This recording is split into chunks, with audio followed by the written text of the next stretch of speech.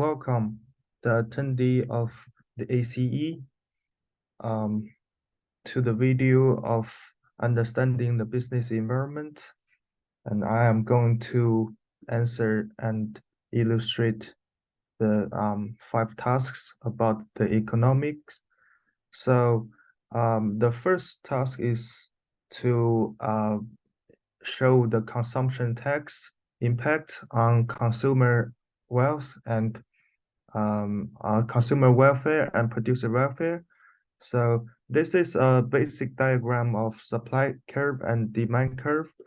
And this is the equilibrium of the price. Like, yeah.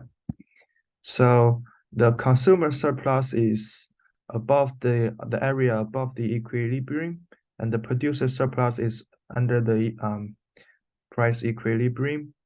And this is the natural current market supply and demand like in the product. So when there's a consumption tax apply on certain product, the demand will decrease since the higher price. Yes, since the higher price based on the price, the original price. And when there's a tax, so as you can see, this is the taxed price of consumer. So this is how much the consumer will pay, and this is how much the producer will be receiving. So the areas between the tax price of consumer spend and the tax price of producer to produce, this area is the area of tax. So yes, as you can see, there's a green box between those two lines, and this is the debt we lost caused by the consumption tax on the product. And as you can see, the difference between those two, the tax, the product without the tax before, and this one is the taxed supply and demand diagram. So the task 2 is to explain what would be the tax on the import be like. So as you can see, this is the original supply and demand diagram. And when there's a import supply, so the tax on import is based on import supply. So when there's a lower price of import supply, as you can see, the supply will increase, like the supply of the imported products, because there's a lower price and yeah. So this is the equilibrium of the import supply, and this is the price of import product. And when there's a tax implement on the import products, so there's an increase of price and the decrease of the original import supply products. But it is not going beyond the original supply, the domestic supply, because if it goes beyond the original supply, there's no point to import. So it is also below the original supply curve. Like it is, yes, the supply is more than these original the domestic supply. And as you can see, between the equilibrium of of uh of the imported supply and the domestic supply. This area is the uh imported products without the tax. And yes, the supply in here is really high. However, with the tax, the with the tax on imports, the tax between taxed import supply and the original domestic supply occurs, which is the green area in this diagram. And the debt we lost also occurs um, due to due to the um, due to the tax.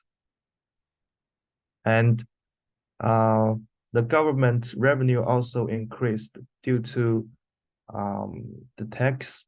And the government revenue is the quantity times the tax per unit. And the difference between the debt we lost, like from task 1 to task 2, is this debt we lost is caused by the imported text, and this one is not. So for the task 3, the aggregate demand, when there's a consumption tax occurs, the aggregate demand will decrease since the price will increase. That's why the demand will decrease. And also the real GDP will decrease since the cost of buyers will increase. Also, when it comes to the aggregate supply, the aggregate supply will also decrease since the cost of production will increase.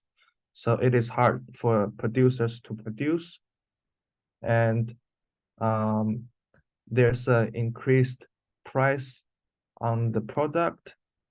So also the decreased received money of producer will decrease. So that's why the aggregate supply will increase and will decrease. When it comes to the task 4, here is the normal aggregate demand and aggregate supply model here. So this is the long-term aggregate supply, and it is vertical because it means long-term, and this is a natural productivity, like if you see it as a whole economy content. And this is the normal aggregate supply, and this is the equilibrium. This is the aggregate demand. So when there's a tax occurs, the overall health will be improved due to the decrease of the fatty food consumption. So as you can see, the aggregate supply will decrease going to the left.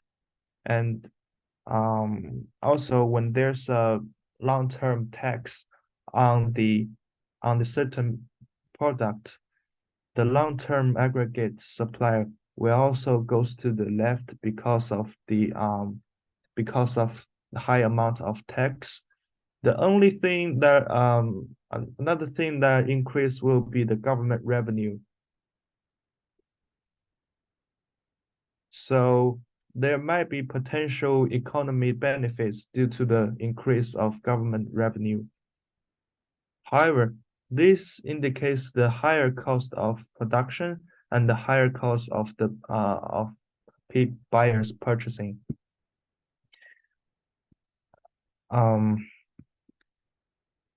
At the end, this is a direct acyclic graph that indicates the consequence of Fed tax to the economic growth and also the people health level. As you can see from the Fed tax implementation, the higher price of the production will be the phenomenal, and also it leads to the low demand of fatty foods. The low demand of fatty foods means the low supply of fatty foods, which is also leading to the less decrease disease level, and the increase with the high price of the fatty food, there's a increased government revenue, and which can also lead to the vegetable and fruit subsidies. So through this path, with the less disease rates, it also decreased the medical expenditure of government on people's health issues. And with the saving money, the government will increase the vegetable and fruit subsidies, which increase the long run aggregate supply. And with the when vegetable and fruit suppliers increase the fruit sales, they also generate more supply revenues, and which also decrease people spend on vegetable and fruit, which cause more savings for individuals, and also cause the less interest rates, which lead to the economy growth. Thank you for listening.